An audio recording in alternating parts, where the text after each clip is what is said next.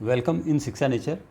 आज का वीडियो कक्षा 11 के लिए चैप्टर 2 स्वतंत्रता। शुरू करते हैं इस वीडियो को।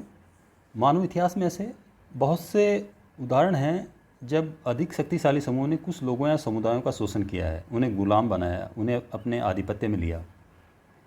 लेकिन इतिहास में हमें ऐसे जो वर्चस्व है उसके खिलाफ शानदार जो संघर्ष के प्रेरणादायी उदाहरण भी हम देखते हैं। तो स्वतंत्रता क्या है जिसके लिए लोग अपना जीवन देने के लिए तैयार रहते हैं? तो इसके लिए ये माना गया है कि स्वतंत्रता के लिए संघर्ष लोगों की एक जो आकांक्षा है वो है, और वो चाहते हैं कि वे अपने जीवन और नियति का नियंत्रण स्वयं करें तथा अपनी इच्छाओं और गतिविधियों को आज़ादी से व्यक्त करने का अवसर उनका बना रहे हैं। न केवल व्यक्ति बल्कि समाज भी स्वतंत्रता को महत्व देते हैं और चाहते हैं कि उनकी संस्कृति और भविष्य की रक्षा हो। न केवल व्यक्ति बल्कि समाज भी ये चाहता है। लोगों के विविध हित होते हैं, आकांक्षाएं होती है।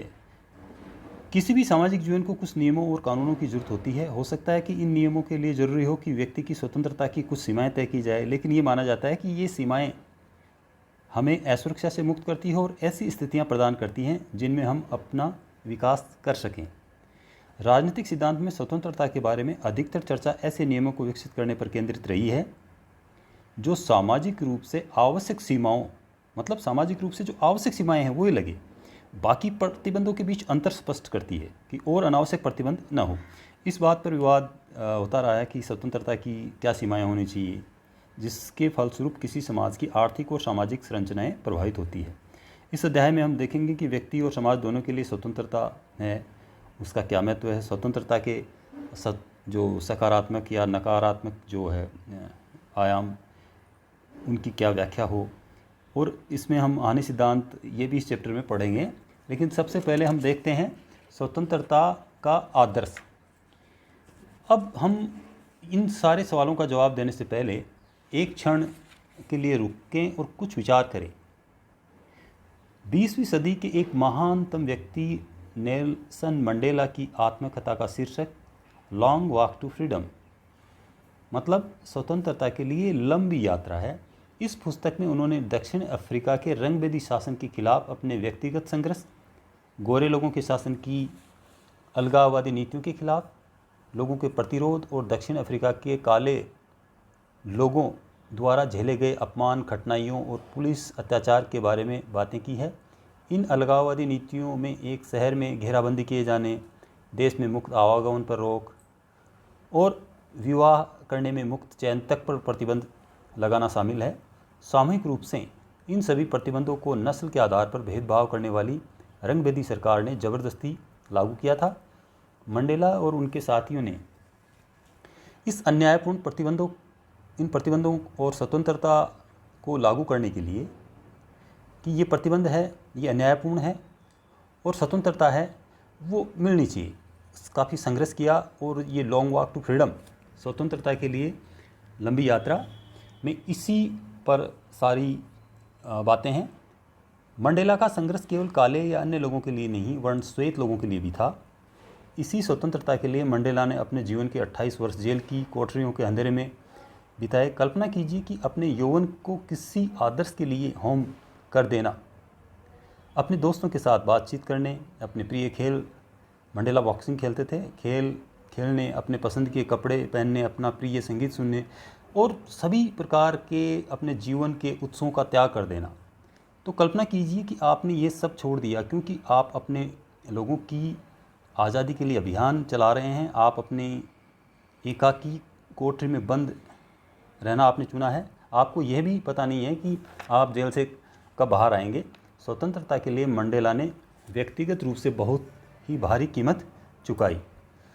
स्वतंत्रता के लिए संघर्ष से जुड़ा एक और मामला है, वो है आंग सान सू की के लिए गांधी जी के अहिंसा के विचार प्रेरणा स्रोत रहे हैं। सू की को म्यांमार में उनके घर पर नज़रबंद करके रखा गया था। सू की अपने बच्चों से अलग हैं, यहाँ तक कि जब उनके पति कैंसर के कारण मौत से जूझ रहे थे तब भी सू की को उनके पति से मिलने नहीं दिया गया। सैनिक शासकों को डर था कि यदि वह अपने पति से मिलने इंग्लैंड गई तो उसे वापस म्यांमार लाना असंभव नहीं होगा। आंग सान सू की अपनी आज़ादी को अपने देश के लोगों की आज़ादी से जोड़कर देखती थी। उनकी पुस्तक का शीर्षक फ्रीडम फ्रॉम फियर मतलब भय से मुक्ति है। वह कहती है कि मेरे लिए वास्तविक मुक्ति भय से मुक्ति है। भय से मुक्त हुए बिना आप गरिमापूर्ण मानवीय जीवन नहीं जी सकते। ये गहरे विचार हैं जो हमसे एक क्षण रुकने और अपने निहितार्थ समझने की मांग करते हैं। सूकी का कहना है कि हमें न तो बाकी लोगों के विचारों से और न ही सत्ता के व्यवहार से डरना चाहिए। हम जो करना चाहते हैं उसके बारे में समाज के लोगों की प्रतिक्रियाओं के साथ के और जो साथ के लोग जो मजाक उड़ाते हैं उन सब का ध्यान नहीं देना चाहिए।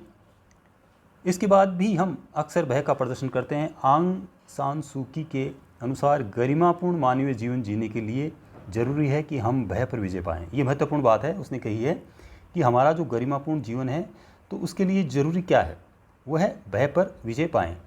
आंग सान सू की और नेल्सन मंडेला की इन दो पुस्तकों में हम स्वतंत्रता के आदर्श की शक्ति देख सकते हैं। मतलब स्वतंत्रता क्या है जिसके लिए उन्होंने अपना जीवन है वो इस प्रकार बिताया कि अपना व्यक्तिगत सब कुछ है उसका, अपने जो भी चीज़ें हैं उन चीज़ों का त्याग किया उन्होंने। यही आदर्श हमारे राष्ट्रीय संघर्ष और ब्रिटिश, फ्रांसीसी तथा पुर्तगाली उपनिवेशवाद के खिलाफ एशिया अफ्रीका के लोगों के संघर्ष के केंद्र में था। मतलब यही विचार स्वतंत्रता का ये एशिया अफ्रीका के लोगों के संघर्ष में ये केंद्र में था। मुख्य बात ये थी।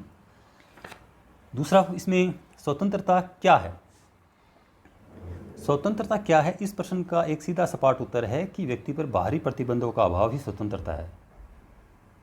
इस परिभाषा के हिसाब से यदि किसी व्यक्ति पर बाहरी नियंत्रण या दबाव न हो और वह बिना किसी पर निर्भर हुए निर्णय ले सके तथा स्वायत्त तरीके से व्यवहार कर सके तो वह व्यक्ति स्वतंत्र माना जा सकता है। हालांकि प्रतिबंधों का न होना स्वतंत्रता का केवल एक पहलू ही है। स्वतंत्रता का अर्थ व्यक्ति की आत्म अभिव्यक्ति की योग्यता का विस्तार करना है और स्वतंत्रता की स्थिति में लोग अपनी जो रचनात्मकता और क्षमताओं का विकास कर सके। ये महत्वपूर्ण बात है इसमें कि लोग अपनी जो रचनात्मकता, उनमें लोगों में अलग अलग चीज़ें होती है, उनकी जो क्षमताएं हैं उनका विकास कर सके। बाहरी प्रतिबंधों का अभाव और ऐसी स्थितियों का होना जिनमें लोग अपनी प्रतिभा का विकास कर सके। स्वतंत्रता के ये दोनों ही पहलू महत्वपूर्ण हैं। एक स्वतंत्र समाज वह होगा जो अपने सदस्यों को न्यूनतम सामाजिक अवरोधों के साथ अपनी संभावनाओं के विकास में समर्थ बनाएगा। मतलब अवरोध है वो कम से कम होंगे। भारतीय राजनीतिक विचारों में स्वतंत्रता की समानार्थी अवधारणा स्वराज है। स्वराज का अर्थ है स्व का शासन। स्व के ऊपर शासन भी हो सकता है। भारत के स्वतंत्रता संघर्ष के संदर्भ में स्वराज राजनीतिक और संवैधानिक स्तर पर स्वतंत्रता की मांग है।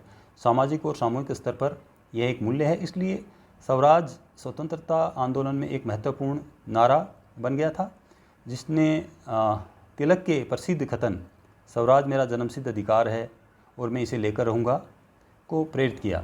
स्वराज का से है अपने ऊपर अपना राज। स्वराज की यही समझ गांधी के हिंद स्वराज में प्रकट हुई। हिंद स्वराज के शब्दों में जब हम स्वयं पर शासन करना सीखते हैं तभी स्वराज है। स्वराज केवल स्वतंत्रता ही नहीं, ऐसी संस्थाओं से मुक्ति भी है जो मनुष्य को उसी मनुष्यता से वंचित करती है। स्वराज में मानव को यंत्रवत बनाने वाली संस्थाओं से मुक्ति पाना निहित है। साथ ही स्वराज में आत्मसम्मान, दायित्व बोध और आत्म साक्षात्कार को पाना भी शामिल है। स्वराज पाने की परियोजना में सच्चे स्व और उसके समाज समुदाय से रिश्तों को समझना महत्वपूर्ण है। गांधी जी का मानना था कि स्वराज के फलस्वरूप होने वाले बदलाव न्याय के सिद्धांत से निर्देशित होकर व्यक्तिगत और सामूहिक दोनों तरह की संभावनाओं को अवमुक्त करेंगे। कहना न होगा कि स्वराज की ऐसी समझ 21वीं सदी में उतनी ही प्रासंगिक है जितनी 1909 में गांधी जी के हिंद स्वराज को लिखते समय हुई थी। समाज में रहने वाला कोई भी व्यक्ति हर किस्म की सीमा और प्रतिबंधों की पूर्ण अनुपस्थिति की उम्मीद नहीं कर सकता। ऐसे में तय किया जाना जरूरी है कि कौन से प्रतिबंध होने चाहिए, कौन से नहीं होने चाहिए, किसको हटाया जाना चाहिए। व्यक्ति और समाज के बीच बने केंद्रीय संबंधों को समझकर ही ये तय किया जा सकता है कि कौन से सामाजिक प्रतिबंध है वो ज़रूरी है। यहाँ समाज का अर्थ समूह, समुदाय अथवा राज्य भी हो सकता है जिसके भीतर व्यक्ति मौजूद होता है। मतलब यह है कि हमें व्यक्ति और समाज के बीच के रिश्तों की पड़ताल करने की ज़रूरत है कि इनके बीच आपस में क्या रिश्ता है, और ये भी देखना ज़रूरी है कि समाज का कौन सा लक्षण व्यक्ति को चयन, निर्णय या काम करने की स्वतंत्रता देता है और कौन सा नहीं। हमें यह तय करने की ज़रूरत है कि कौन सा लक्षण वांछित है और कौन सा नहीं, किस लक्षण को दूर किया जाना चाहिए, किसको नहीं।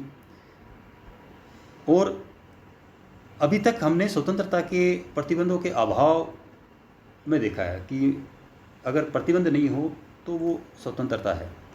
स्वतंत्र होने का अर्थ है उन सामाजिक प्रतिबंधों को कम से कमतर करना है जो हमारी स्वतंत्रता पूर्वक चयन करने की क्षमता पर रोक टोक लगाए। अगर ऐसा कोई रोक टोक होता है तो ऐसे प्रतिबंधों को कम करना चाहिए। हालांकि यह स्वतंत्रता का केवल एक पहलू है।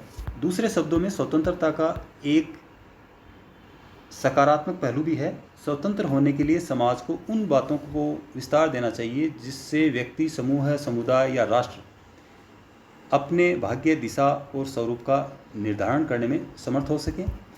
इस अर्थ में स्वतंत्रता व्यक्ति की रचनाशीलता, संवेदनशीलता और क्षमताओं के भरपूर विकास को बढ़ावा देती है। मतलब ये चीज़ें हैं, ये बढ़नी चाहिए। ये विकास खेल में हो सकता है, विज्ञान, कला, संगीत, किसी भी क्षेत्र में हो सकता है।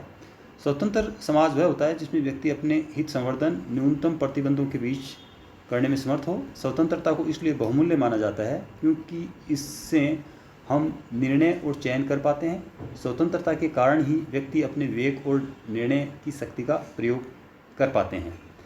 Thank you. If you like then subscribe.